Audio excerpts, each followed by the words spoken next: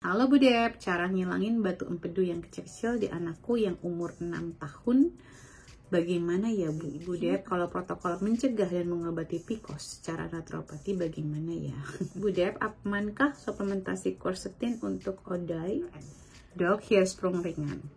Bisakah pencernaan atau BAB lancar tanpa obat Lactulux? Terima kasih banyak dok.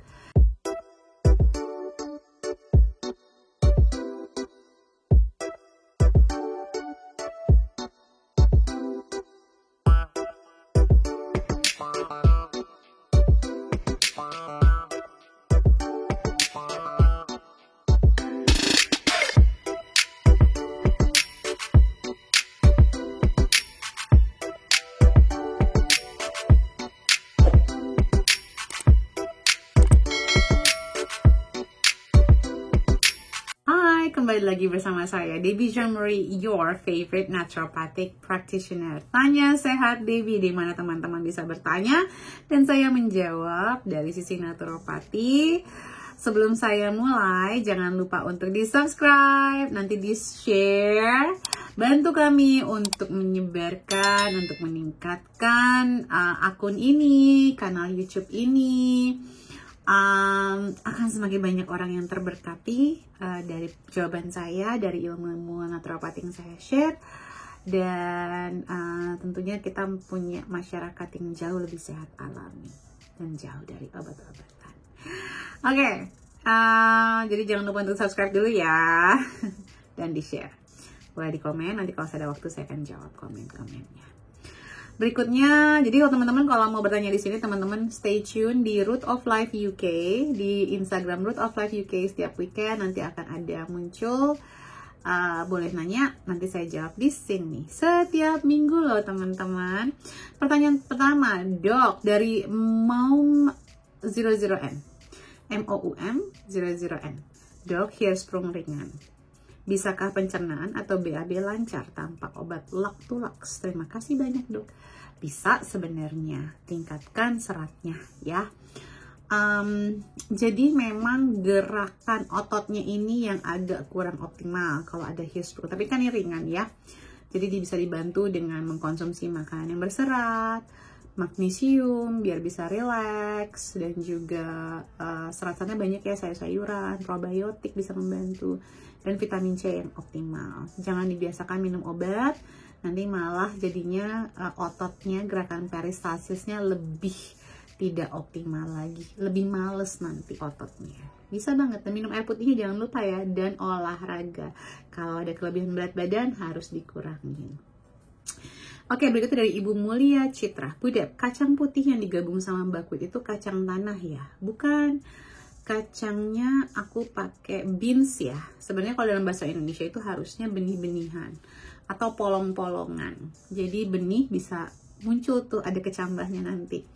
Jadi saya pakai haricot beans atau white beans atau broad beans, itu warnanya putih biasanya. Bisa pakai kacang hijau kalau teman-teman di Indonesia, kacang hitam, kacang merah ya.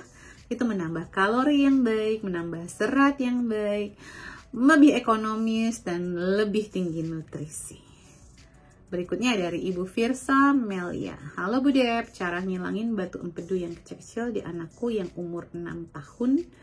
Bagaimana ya Bu? Ini aku curiga, kayaknya aku udah pernah jawab ya nggak sih sebelumnya?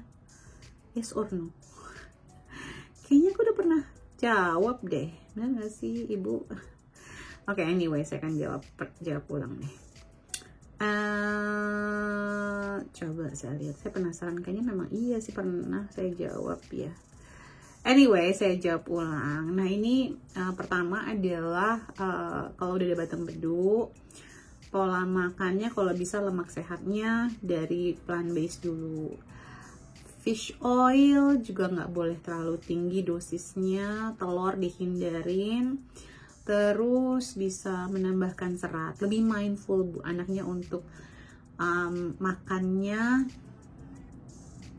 lebih mindful. Jadi kalau ibu ikutan kelas MPASI itu saya selalu mengajarkan, diperkenalkan makanannya sebelum, jadi jangan langsung makanan buka mulut gitu, harus perkenalkan, harus ada step by stepnya. Biar anaknya juga bisa menciptakan enzim buat mencerna makanannya.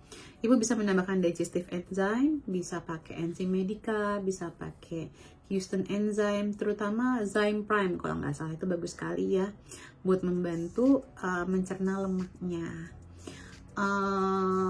Probiotik tentunya membantu sekali, magnesium membantu. Terus apple juice bisa menghaluskan, batu empedu juga. Bisa sekitar 100 sampai 150 ml untuk anak 6 tahun sehari. Air putihnya harus dioptimalkan, Bu. Terus emosinya juga dijaga, ajarkan untuk deep breathing exercise. Terus Ibu juga bisa menambahkan namanya ox bile. Ox bile ada dari nutrikologi juga ada. Ya, bisa dilihat di iHerb. Berikutnya dari Hairberry, Ibu Dep, kalau protokol mencegah dan mengobati PCOS secara naturopati bagaimana ya? Waduh, ini pertanyaannya, wah, bagaimana mencegah dan tinggi? Ini satu modul ini ya. Yang pertama adalah mengontrol gula darahnya.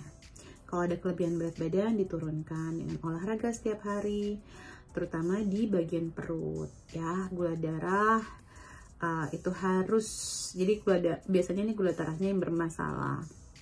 Olahraga tiap hari. Terus juga hilangkan lemak perut, stop merokok. Kalau ada orang merokok di sekitarnya, jauhkan orang yang merokok itu. Terus makan sehat, pastikan ikan berminyaknya setiap minggu itu 3-4 porsi. Kacang-kacangan, biji-bijian, benih-benihan, lemak yang baik.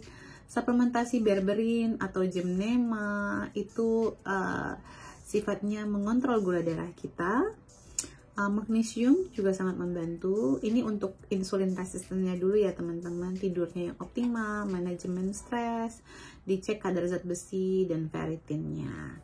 Nah, untuk makan makanan ada baiknya sekali untuk menjaga pola makan lebih ke arah paleo diet atau ketogenic diet, tapi yang sehat ya, bukan yang nggak makan sayur ya. Sayurnya penting banget ini. Sayuran harus penting banget. Sayuran beragam, berwarna-warni, itu penting banget. Tambahan ada probiotik, ada Vitex berry kalau mensnya tidak teratur, kayu secang, daun basil, kunyit, kayu manis, ashwagandha atau prayaguna untuk adaptogensnya, fish oil, dicek ya tadi zat besinya kalau kekurangan dikejar, vitamin B kompleksnya atau methylfolate yang ada folic acid, tetapi bentuknya methylfolate ya, jangan yang folic acid. Makanan sayuran yang membantu liver kita bekerja lebih optimal, misalnya seperti milk thistle, brokoli seed extract bisa membantu juga untuk PCOS. Nah teman-teman, kalau udah ngomongin PCOS tuh banyak sebenarnya elemen yang harus diperhatikan ya, kayak asupan vitamin C-nya, vitamin D levelnya, vitamin B-nya asupannya. Jadi makannya harus sehat kalau mau sembuh. Zincnya juga harus dicek gitu ya. Tapi yang bisa membantu gula darah adalah setengah sendok teh kayu manis di dalam air minum setiap hari bisa membantu mengontrol gula darahnya. Kurang lebih seperti itu ya. Nanti kalau ini jadi kayak satu modul ini, modul banyak soalnya. Karena bisa tergantung, setiap orang bisa berbeda-beda ya kekurangan nutrisi. Jadi ada beberapa hal yang bisa banyak sekali. Kalau saya jabarin semua stres, wah kayaknya Bu Debbie semuanya suplemen. Enggak juga sih, tergantung. Kan yang tahu ibu sendiri gitu loh, kekurangannya di mana, pola makannya seperti apa. Jadi enak kalau misalnya itu kita bisa belajar tektokan kekurangan saya di mana, kita bisa koreksi sendiri. Berikutnya dari Ibu Hairberry, Ibu Dep, apakah ada rencana buka kelas pregnancy? Oke, baik, bulan depan kita bikin kelas pregnancy ya. Oke, Nesha, kita akan bikin. Oh, ada Ibu Hairberry lagi tadi ya. Oke. Aku memastikan jawabannya semua pertanyaan dijawab. Dari Ibu Aura.dewi V. Bu Dep, amankah suplementasi quercetin untuk ODAI orang dengan autoimun? Sebenarnya sih aman-aman aja. Emangnya kenapa nggak aman? Tapi quercetin dari makanan alami banyak loh, dari apel, bawang-bawangan, ya sayur dan buah-buahan banyak mengandung quercetin sebenarnya. Mendingan kalau udah ada autoimun, saya sih lebih memilih untuk jangka liquid protokol atau vitamin D, gak optimalkan ya, dan lainnya. Berikutnya dari Ibu K__Ken. Bu Dep, anti nutrien pada biji wijen apakah bisa hilang dengan roasting selain direndam? Rendam bisa, rendam dan roasting, tapi rendamnya jangan dihilangkan. dari ibu, jadi rendamnya disemas kalau bisa, walaupun cuma sebentar. Kalau biji wijen tuh nggak perlu lama-lama kok, jadi direndam habis itu disangrai atau dipanggang.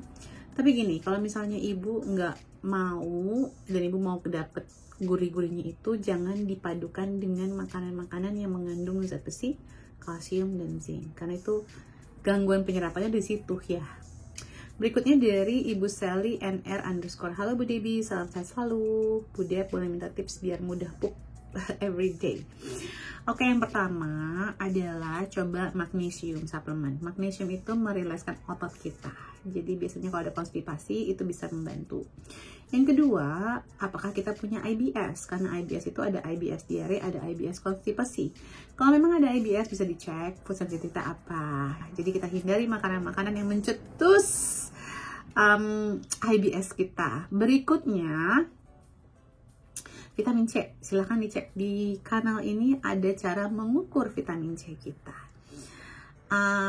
Terus tingkatkan makanan-makanan yang berserat, sayuran, biji-bijian, kacang-kacangan.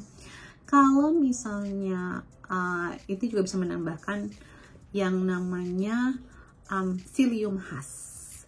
Psyllium husk itu bisa ditambahkan, itu sebagai detox pencernaan. Kalau sudah sulit jam tujuan, kalau belum buang air besar, saya akan menambahkan psyllium husk ditambah dengan activated charcoal dan bentonite clay. Bisa juga dibiasakan dulu pagi dan malam, satu sendok makan pagi dan malam, ditambahkan dengan ke air sebelum makan pagi dan 2-3 jam setelah makan malam.